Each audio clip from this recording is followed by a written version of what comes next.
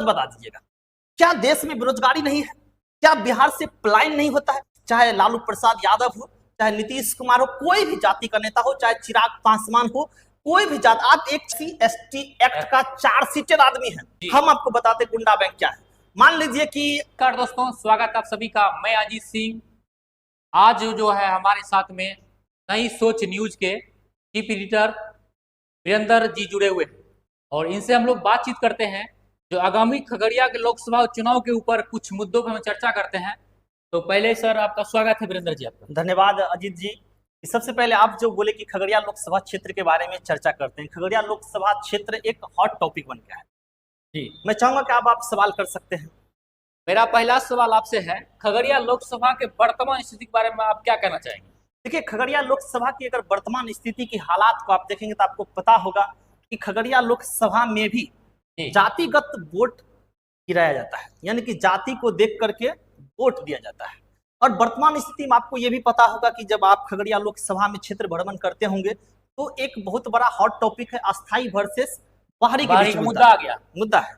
अब ये सोचना होगा कि अस्थाई को खगड़िया की जनता चुनते हैं या फिर बाहरी को चुनते हैं, लेकिन अभी तक कहीं ना कहीं जो है राजेश वर्मा कहीं ना कहीं बाहरी होने की वजह से पीछे जरूर चल रहा है।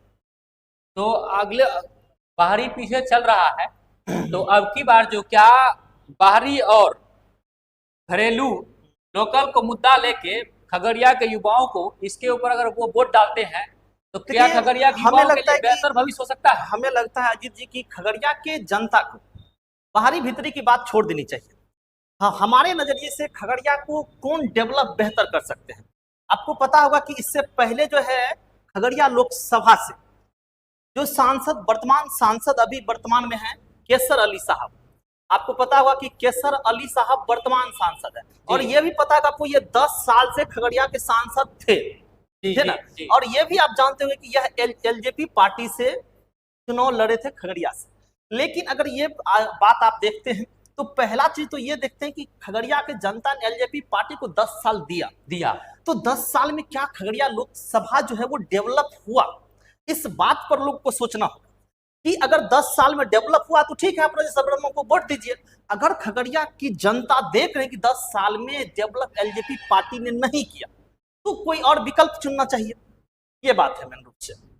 तो पिछले 10 साल यहाँ पे खगड़िया के जनता लोग ने जदयू को भी दिया, उसमें दिनेश चंद्र यादव जी वहाँ सांसद रहे। उसके बाद 10 साल जो फिर जो है चौधरी बाबू अलीकेसर को मिला जो लोजपा रामविलास पार्टी से है। फिर लोजपा के कैंडिडेट यहाँ उतारे हैं। युवाओं को किस मुद्दे पर वोट करनी चाहिए सर?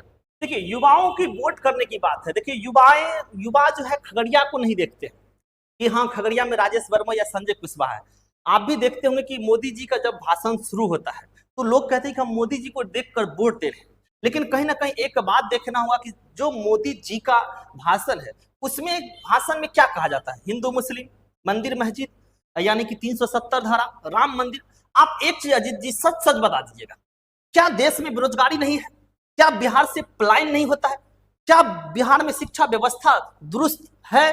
क्या स्वास्थ्य व्यवस्था बेहतर है? इन सारे मुद्दे पर जो है चुनाव नहीं लड़ा जा रहा है। चुनाव उस मुद्दे पर लड़ा जा रहा है जहां की रोजगार मर जा रहा है, पलायन की बात नहीं होगा। चुनाव लड़ा इस मुद्दे पर जा रहा है कि ये मंदिर है, ये मस्जिद है, ये भारत है, ये पाकिस्तान है, इस मुद्दे से BJP। लेकिन कहीं ना कहीं खगड़िया के जनता को इस मुद्दे पे चुनाव करना होगा कि कौन हमें पलायन से रोक सकता है, कौन हमें बेहतर स्वास्थ्य व्यवस्था दे सकते हैं, कौन हमें नौकरी दे सकते हैं, कौन हमें रोजगार दे सकते हैं। इन मुद्दों पे खगड़िया के जनता को वोट करना होगा, चाहे वो राजेश वर्मा हो चाहे संजय कुशवाहा हो, ये जनता को तय करना है। लेकिन कहीं ना कहीं जनता को एक बात ये भी सोचना होगा कि हम यहाँ से JDU को भी दे चुके हैं वक्त और हम LJP को भी वक्त दे चुके हैं, तो अब कहीं ना कहीं आप विकल्प को ढूंढिए, नेक्स्ट देखिए आप।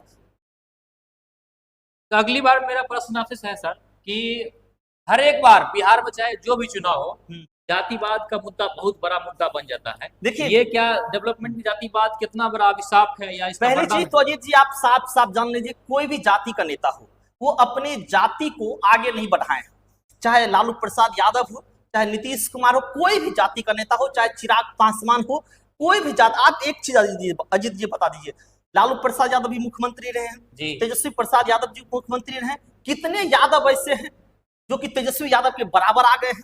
एक भी यादव का नाम बता दीजिए। चिराग पासवान, उनके पिता इतने बड़े मौसम विज्ञान राजनीतिक में।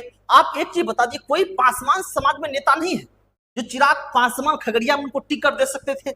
आप जो भागलपुर से ला करके खगड़िया की जनता के ऊपर जो आप थोप रहे हैं, क्या पासवान में काबिलियत नहीं है?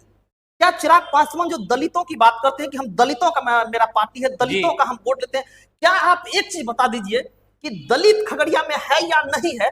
आप ये बता दीजिए। अच्छा खासा दलित है खगड़िया। तो फिर क्यों टिकट नहीं दिए? टिकट इसलिए नहीं दिए क्योंकि चिराग पासवान जानते हैं जी टिकट बेचे हैं। और आपको भी पता है कि दलित पासवान जाति जो है वो कमजोर वर्ग से आते हैं, उनके पास उसने पैसा नहीं है, तो भैया फिर वो टिकट कैसे खरीद पाएंगे? मेन वजह ये है। ऐसा नहीं कि खगड़िया में उस राजेश वर्मा के जैसा एबिलिटी वाला आदमी नहीं है, एबिलिटी वाला आदमी है, लेकिन पैसा के माध्यम में कहीं ना कहीं उससे पीछे हैं। कहीं ना कहीं धन बल में कम है, लेकिन जनबल में अधिक। बिल्कुल, ये चीज बिल्कुल आप तो खुद समझ रहे हैं कि धन बल में अधिक है, जनबल में क्या है, कम है। ये बात, और सबसे बड़ी बात एक चीज आपको मानना पड़ेगा अजीत जी,